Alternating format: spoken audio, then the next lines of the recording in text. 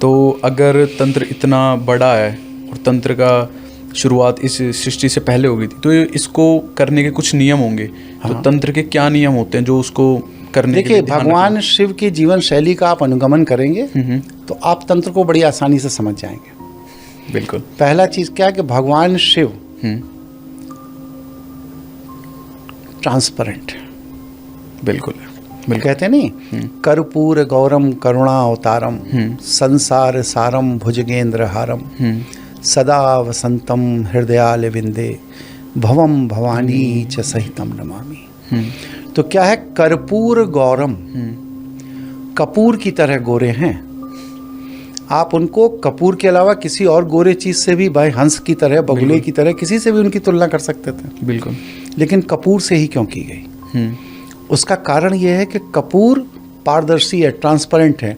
आप उसको खुले में छोड़ दीजिए, वो धीरे धीरे हवा में डाइल्यूट हो जाएगा और उसके अंदर कोई भाप नहीं निकलेगी, कोई वेपरेशन नहीं होगा, कोई परछाई नहीं बनेगी। बिल्कुल, ठीक है ना। तो भगवान शिव का जो चरित्र है वो एकदम इसी तरह पारदर्शी है। तो सबसे पहली शर्त क्या है कि अगर आप तंत्र में प्रवेश करना चाहते हैं तो अपने जीवन, अपने चरित्र को पारदर्शी बनाइए। बिल्कुल।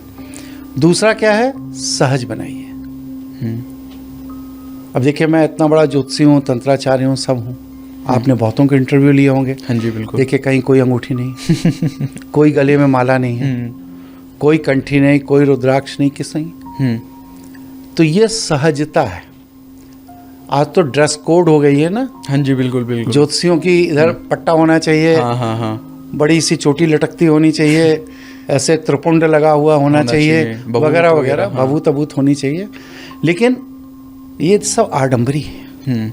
जो इस तरह कर रहे हैं वो अपनी दुकान को प्रोपोगेट करने के लिए आडंबर कर रहे हैं। वो तांत्रिक नहीं है।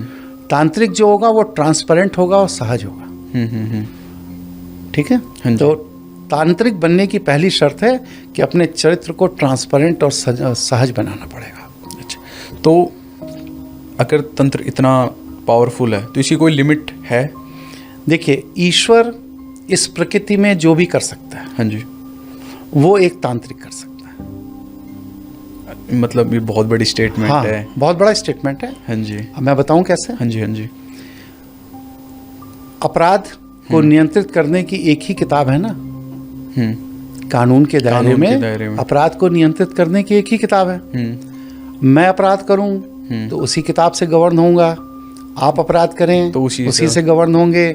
या XYZ कोई पुलिस वाला, कोई IAS अधिकारी, कोई प्रशासनिक अधिकारी, कोई भी अपराध करेगा तो वो उसी एक किताब से गवर्न होगा। हाँ जी, होगा। हाँ जी।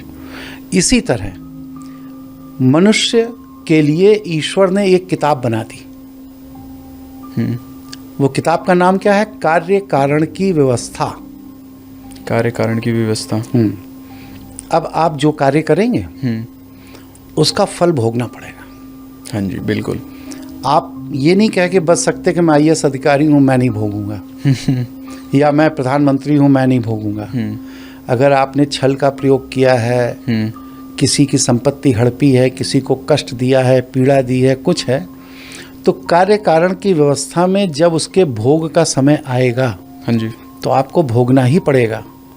हमारे यहाँ जवाहरलाल नेहरू ब्रेन हैमरेज से मर गए, अटल बिहारी वाजपेयी कैंसर से मर गए। कार्य कारण की व्यवस्था किसी को माफ नहीं करती। नहीं, बिल्कुल। ये तो ठीक है नहीं, आज की नॉर्मल लैंग्वेज में उसे बोलते हैं कि सिग्मा। हाँ, क्योंकि ये सब मनुष्य की व्यवस्था है। किसी का प्रधानमंत्री हो जाना, किसी का हाईकोर्ट जज हो जाना, किसी का IAS हो जाना, किसी का IPS हो जाना। लेकिन इस पूरे के पूरे प्ले में ईश्वर ने जो व्यवस्था बनाई है कार्य कारण की, वो सब पे अप्लाई करती है, उससे मुक्त नहीं हो सकता।